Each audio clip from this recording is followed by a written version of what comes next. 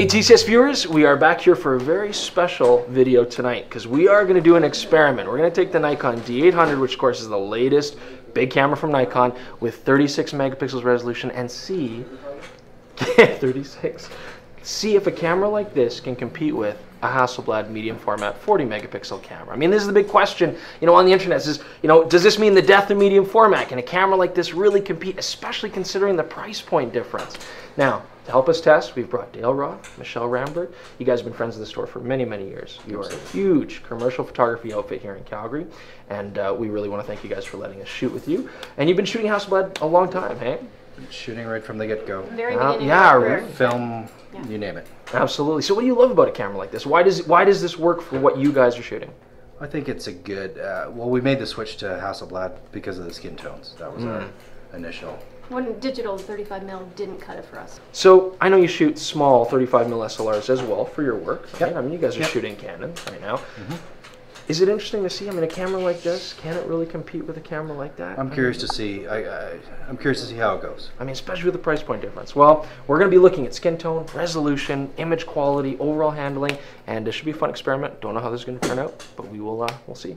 So Michelle, tell us about what we're doing here tonight. We're at London Barbers. The guys have been great to let us come in here and do some promo pieces for them. Is that what we're doing tonight? Yep, we're doing a specific ad with some hair pieces that you guys will see with some hair falling on the ground as bad haircuts cut off, and these guys make everybody look fabulous. Okay. And that's a concept put together by Brian Allen from Trigger, and he's helping us out as well. Very cool. Now, Brian's your art director? Brian is the art director. Fantastic. He's the guy who tells us what to do and how to do it, which is great. And we'll also do some portraits as well, so we can definitely compare skin tones, because that's huge. As you say, it's a big thing for you guys, right? Yeah, we keep harping on that, but it's really... It's a huge part. Yeah, I guess, I mean, you like the Hasselblad for that. It'll be hard to convince you otherwise if another camera can really do it. Yeah. I mean, of course, we're talking about very different camera platforms. I mean, totally different kind of camera platforms. But you guys normally shoot 50 and 60 megapixel Hasselblads. Today we're shooting the 40, the H4D, so still the latest sort of version of the camera, just to try to get the closest resolution and give it as fair a chance comparison as possible. And you guys do shoot a lot to the laptop, I've noticed. Hey, Yes, you guys are tethering everything? Yeah, everything we do, other than 35, we shoot to the laptop. Right. Mainly when we're on a big set like this one. We got an art director, crew, models, hair and makeup, that sort of thing. So it's nice for them to see what's coming in. Absolutely. So, Now, Hasselblad. so that's critical to us, for sure. I mean, we can kick this right into the focus software we're using right now. Now, the Nikon D800 isn't very well supported for tethering at this stage because it's so early. We're going to try Lightroom 4.1 today. I hear it's iffy, but it sometimes works. So what we're getting set up to do here is we're going to shoot some shots of the owner, Isa, of London Barbers, and we're just going to get an idea of skin tones. We're also going to take an opportunity here to give you guys an underexposed Hasselblad shot, an overexposed Hasselblad shot, and also under and overexposure, same way on this camera. What we're going for is really dark darks, really blown highlights, and see how much we can pull back from both. The Hasselblad is famous for having amazing dynamic range, being able to pull detail of stuff that looks like it's just blown all to hell. But the Nikon D800 has been said to have one of the best sensors out on the market now, incredible dynamic range. We want to see how they compete. Actually, what we noticed when we tested today is if we've got, say, the side of my face, the Hasselblad has 27 different tones in it, and the Nikon has 16. Like it seemed like it had more variety, so we're going to light it so that we do have some. We do have gradation. We have that gradation, so we can. We have to remember. Face to face. We have to remember too. I mean, of course, Nikon D800 raw files we're pushing on 14-bit, right? So roughly 16,000 levels per color. You guys are getting 16-bit here. I mean, that's one of the great things about Hasselblads. 65,000 shades per channel. Okay, so that's going to be an obvious So difference. I think we'll look for that and see if we really do get that difference. Yeah. Great. And so yeah, really nice soft background. Now, I mean, that is one interesting thing because of course the Hasselblad has a larger sensor. That larger sensor size means thinner depth of field for any sort of given aperture, right, with your lenses. So what we're trying to do today with the D800, of course, it is a smaller sensor. We're going to get more depth of field naturally. But we do have the option of going with wider aperture lenses here. I know right now you guys are shooting on an 80mm 2.8. We've got a 50mm here to mimic that. But we can always open up these apertures to 1.4, bring an 85, open up to 1.4, and really see, can we get a similar kind of thin depth of field on this camera compared to what you guys are getting at 2.8. Yeah, I can't wait to see how that looks. We even brought you guys a Hasselblad 100mm 2.2. It's probably the fastest lens that they make, so that'll give you the thinnest possible depth of field, especially with that little extra telephoto range. You know we'll be taking that home when we're done. Yeah, exactly. It's not my lens. I don't care.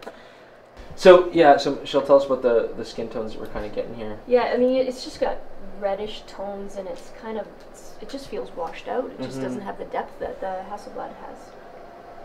Yeah, at first look, it does look a little bit plasticky. It actually doesn't compare at all. Well, again, we're gonna wait till we get to our final test. We're gonna take all these raw files, we're gonna pump them through on the computer, and really give them a test. But right now, trained eye says not as good skin tones so far.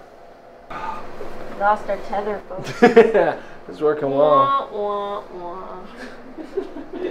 All right, Dale. So we're gonna take some shots with the Nikon D800 now throughout the same ISO ranges. You know, so far the raw files we've seen out of this camera, it is incredibly good at high ISOs. So I think it's going to easily win this competition. Let's put it through its paces. But that being said, I mean, let's just keep in mind, when you guys are shooting studio lights, commercial photography, you don't need high ISO. Okay? No, it doesn't normally apply, but sometimes we do need it when we're on location in oil sands or some type of factory or you know, something where we use available light, definitely. 400. Oh, you got to change your shutter speed there, right? I put it on auto. Oh, okay. 800. This guy. Let's keep going. Let's go to, you know, what does it go up to? 3,200? Well, you can go higher. 5,200. Yeah, if you want to look, yeah, please do. But well, it'll be interesting to see where they meet. I was thinking this was...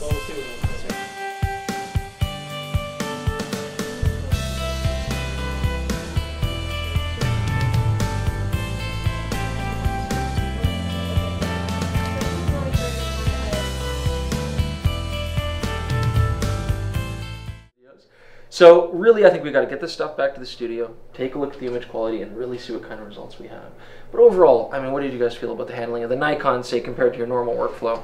I think we rely a lot on tethering, and it sort of let us down there, which we were kind of expecting. I mean, could you see yourself using a camera like this in situations like we're doing here? I mean, with studio lights, you know, if we do get the tethering support working, and I think in some situations, yeah, definitely. Now, Michelle, what was your sort of impression of, as you looked on the screen, skin tones, overall image quality? Oh, jeez. All right, so we have instantaneously transported to Dale and Michelle's studio. And that is because, as we were doing our wrap-up at London Barbers, Mark Langridge, who works at our store and was the boom mic operator, fortunately had a fainting spell, hey? Kind of, yeah, like a tree chopped down, much like that, just... face first into a tile floor, and the floor's okay. Mark is not as good, but he's doing okay. Yes, he's a trooper. So, now said, let's take a look at the Nikon and the Hasselblad files and see how these two files compared, how these cameras can compete. Okay, so we're going to look at resolution first. We've got our Nikon file on the left. We're going to try and keep it that way, and Hasselblad on the right. Now, as we expected, 36 megapixels versus 40. Should we really see a big difference? I don't know. Let's see. What do you guys think? I mean, looking at the hair, we do get a lot of fine detail here. The Hasselblad does look a bit cleaner on the right, hey? Just a little bit sharper. It's not significant, though, is it? No. It really isn't. I mean, 36 megapixels, you guys be able to use that for commercial work, the kind of stuff that you do? Yeah. So, you know, Hasselblad, sure, more resolution, but not by much, hey? That being said, we should mention that you guys do shoot 50 megapixel Hasselblads and 60 megapixel Hasselblads from time to time as well. So, you know, one thing we have to remember is that a medium format camera does have the capability of still going well beyond what a 35mm full frame format digital SLR can do. All right, so skin tones, of course, you guys are saying so important to you guys in your business, right? Skin tones are everything. The less work you do, the better, I guess, eh? Yeah. Well, I think right from the get-go, I mean, there could be a bit of variety in the exposure, so it's hard to say. But the thing that I noticed while shooting it, that I notice now is there seems to be a lot more range of tones in the face on the Hasselblad file compared to the Nikon file. Nikon file looks good, but just the subtle variety of tones of this palette and that sort of skin. Because this area looks a little, it looks similar, right? Like this whole area is we're not getting a lot of variation. Tone. Here we're starting to get more subtle color tones. Yeah. And also just the basic pinkish reddish tones. Yeah, that's always been an issue with the SLR. Absolutely. The DSLR. Yeah, exactly. It has that magenta look to it. Like absolutely. And it's hard to correct. We should say too that we've eyedroppered this to get neutral white balance correction in Lightroom on both. So, you know, we're getting the same white balance correction. Again, This does look a bit more accurate to Issa's skin tone. I mean, Issa's the owner of London Barbers, who was kind enough to have us in there. And so yeah, skin tones here, little pink, little magenta. Right. Here a bit more natural. Yeah, for sure. And you can also, it's back to that, how the drop-off is on the eye. His eye is sharp, but his lips are out of focus on the Hasselblad, but on the Nikon it's not. Yeah, we're getting that extra depth of field. Yeah. That's what's important. Yeah. Because both could be good. Yeah. Okay, so high ISO quality. Now, this, of course, I mean, we know the Nikon's most likely going to win this, right? I mean, Hasselblads are not known for the best low light performance. Not even close. When you guys shoot your 50 megapixels, you tend to keep things, what, below 200 ISO, you're saying? Yeah. Yeah. 200, we rarely go to that. Yeah. Rarely. Yeah. Now, we are using the 40 megapixel sensor, and Hasselblad's 40 megapixel sensor is actually one of their best in low light. So this might give us some more of a competition. Let's take a look at what we see here. So here, looking at 100 ISO, again, I mean, I think we'll have very, very similar kind of result here, hey? Yeah. Yeah, I mean, nice, clean color. You know, we go up here, there's no sorts of patterns, so both fantastic. Okay, now let's take a look here at 200. You know, looking at this exhaust pipe here, for example, you'll see the Nikon here still a bit smoother, right? Yeah. We're not getting a lot of pattern forming, but here we are starting to see that, you know, just subtle, but, you know, the Hasselblad's already starting to fall apart in comparison. That's amazing, isn't it? Yeah, I mean, the Nikons really do shine for low light performance. And we're at 400, we're still getting great fine detail in here. Yeah, you can see it starting to go. Yeah, the Hasselblad's starting to go. Now we're magnified pretty heavily. If we zoom out, I'd say it's still quite usable. Yeah, and that's 400. But yeah, you zoom in there, we're starting to see this detail go. Yeah. Absolutely. And you here can we already, go. you can already see the color starting to show up here. I mean, now the Nikon's getting pattern here at 800 ISO, this is at 800. But let's see what our Hasselblad starts to do. Yeah, so I think we're past the limit of acceptability here now for a lot of stuff. Yeah. I think we're gonna find, and we'll, you know, why don't we do a comparison? Because here we're at 1600. Let's take a look at how 1600 looks on here, and then maybe we'll see if we can find an equivalent for Nikon. I mean, yeah, 1600 is just not going to do it. I mean, on the Hasselblad, you guys can already see while it renders, we got lots of color. Our blacks look terrible now. If we say Hasselblad, you know, if we go 400 is your highest. Yeah, let's see what compares to that. I think we could probably, I would say, yeah, 16, maybe, let's try 1600. You know, I think actually looking at the Hasselblad at 400 here, I think the Nikon could probably go another stop, 3200 versus 400, I would say. Wow. And that's to be expected. I mean, you know, an SLR like the Nikon is just going to get beautiful, beautiful high ISO performance.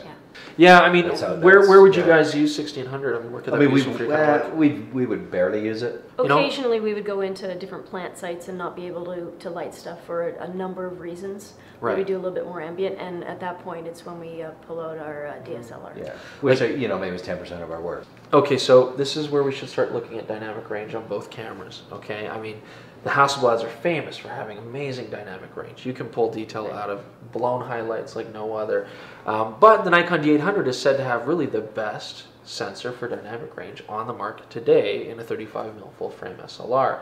So this will be interesting to see how they really do compare. Okay, I mean, medium format, this is one of its big strengths. So I'm going to do the Nikon first. So as you can see, we've got very blown highlights. I mean, this is purposely overexposed for this test, right? Let's just see what happens as we start to bring the exposure down.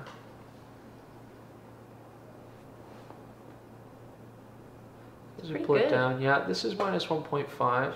We are getting quite a bit back, but I don't think those highlights are going to come back where they're blown.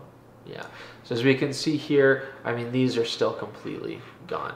We do pull some detail out of here, but it looks like if it's blown on the Nikon here too much, it's still pretty much gone. All right, so let's do the same thing we did the Hasselblad file now, pulling down, minus 1.65 stops. So here you can see, in fact, I've gone beyond. I mean, we're at minus 1.85. We can probably even go further. So yeah, Hasselblads really do have legendary ability to pull out the highlights. Here we can see, yeah, they're blown here in some spots, but we got all this skin detail back.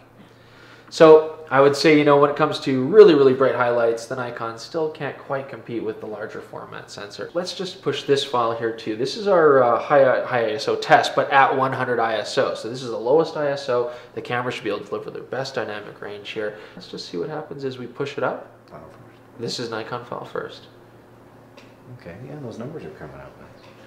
Yeah, so these dark areas here, the shadow detail did bring stuff out. I mean, we're getting good detail here. We're getting to see the structure. All right, so this is our Hasselblad file now on the H4D-40. Let's do the same thing. We're going to push this up to +2 exposure, just like we did with the Nikon, and see what comes out of these shadows. So actually, from that, I mean, the Nikon's actually doing an incredibly good job in the shadows. Absolutely. Looks like the Hasselblad owns the highlights, and the Nikon maybe is even just a touch better in the shadows from this test. I gotta say, I was really impressed with the Nikon. It exceeded some expectations. I thought the Hasselblad was going to blow it out of the water on a few things, but it didn't. Yeah, I mean, it really didn't blow it out of the water, right? Better in things like dynamic range, certainly. I mean, depth of field, it's nice to have that slightly thinner depth of field, but it's interesting because, you know, Hasselblad, the fastest lens that we were able to use on the shoot was 100mm f2.2. That's their fastest aperture lens, and it's a nice telephoto. But Nikon, you can maybe slap an 85mm 1.4. It's pretty close focal range, and you're getting very similar depth of field. I think for us, the Hasselblad is still king. Oh, Because we need the skin tones, we need the software to shoot to the iPad when we have the art director there. You know, a lot of times we'll go on location with our Canon or Nikon, and somebody will have the exact same camera, and that's something we can't have as professionals. We have to have the highest level of camera, and that's an interesting. In a way, it's important. And let's be honest. I mean, when you guys are shooting commercial work and you're making artwork, you want to have the best gear possible, right? Regardless. I think the Hasselblad is still overall the best kind of commercial camera between these two. Especially for how we shoot. But having said that, if you're shooting in a mine a lot, or you're doing editorial, you know, Nikon's the way to go. That Nikon is very, very close. It's absolutely fine. And here's the question everybody's gonna be wondering, you know, out there on the internet is, I mean, Hasselblad's better, but is it, you know, $20,000 better? Yeah, pound for pound, dollar for dollar. For us it is, but I would say for the average person, nowhere near could it be. Yeah, absolutely. I mean, the Nikon's like a pocket, medium format camera. Well, thank you guys so much for doing this. I mean, taking us on our shoot, looking through these photos, getting the shots, and we came to some very, very interesting conclusions today. It was really cool. Absolutely. Roll them on his side. Roll them on his side.